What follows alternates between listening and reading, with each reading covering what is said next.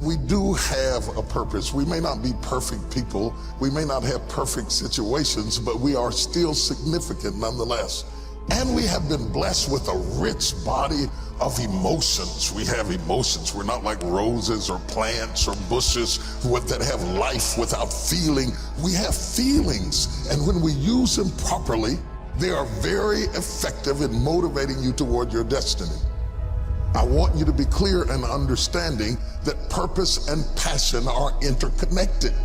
Unfortunately, we live in a crazy world that we're busy all the time and everything's fast, and we are losing touch with who we are, our inner sense of passion. But it is your passion that empowers you to be able to do that thing you were created to do. We have passion through which we thrust into the throes of life to accomplish the things that we were created to do so that we can function at a higher dimension with authority and with conviction. You need passion to withstand all the obstacles that go along with your purpose. Just because you're living on purpose doesn't mean you're going to have problems. You're going to need thrust to be able to get up off the ground and to step into the field of your dreams. Even if you have not landed on the thing, at least get in the territory of the thing you are dreaming to do and that you hope to accomplish to do. And through that passion, you're able to ignite things you have never ignited before. I hear you, I hear you, I hear you. You're saying, I don't feel a thing. All of us go through times that we don't feel anything at all. But in order to ignite passion again, you have to be exposed. If you're not willing to go in there and face yourself, you're not gonna find anything. You can live right here on surface, man, right here on surface. So if there is an ending to this world and there is somewhere to go and there's a judgment, you're gonna get there and you might see a chart.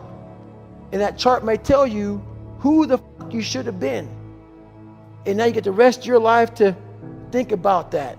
Man, I could have lived a much better life if I just would have just suffered a little bit more. If I just would have went in that and realized I had so much more. But fear and the 40% and living here versus living here, being afraid, stop me.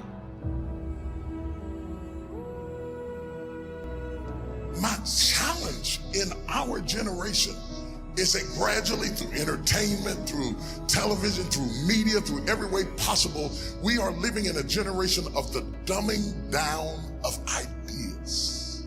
Because we have traded effectiveness for busyness. Statistics say we are busier than any other generation we have seen in the last 300 to 400 years. We are so busy. We are busier than a one-arm wallpaper hanger. We're just busy. We are just as busy as we can be, and we think because we're busy, we're effective. But I want you to challenge your schedule for a minute and ask yourself, are you really being effective?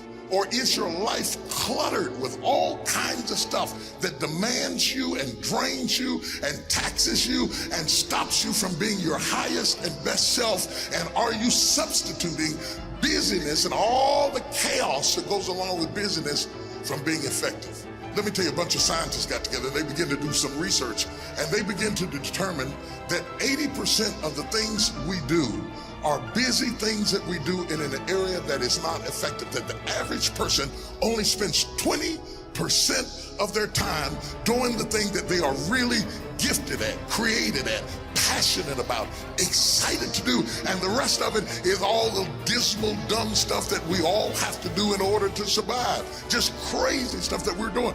Wonder what would happen if we would go from doing 80% of things that are busy but not effective and 20% of the things that are really effective if we would switch those numbers around and only give 20% of our time to the things that we have to do and 80% of our time to the thing that we were created to do. Your biggest enemy, the most important conversation you will ever have in your life is the one you have with yourself. You wake up with it, you walk around with it, you go to bed with it. Eventually, you're going to act on it, whether you're good or bad. You have to. That's why the whole thing about this book I have, it's about you. It is about you. It's strictly about you finding who you are. So many people die, live 100 years, never fucking know who they are. Never know who they are. You have to look in that mirror and know there's so much more in here, man. Because I can literally right now be a 300-pound guy spraying for cockroaches still to this day. If I did not look in that mirror and say, there has to be more to this. This can't be it.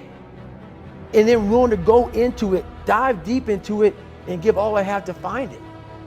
So that's what all that's about.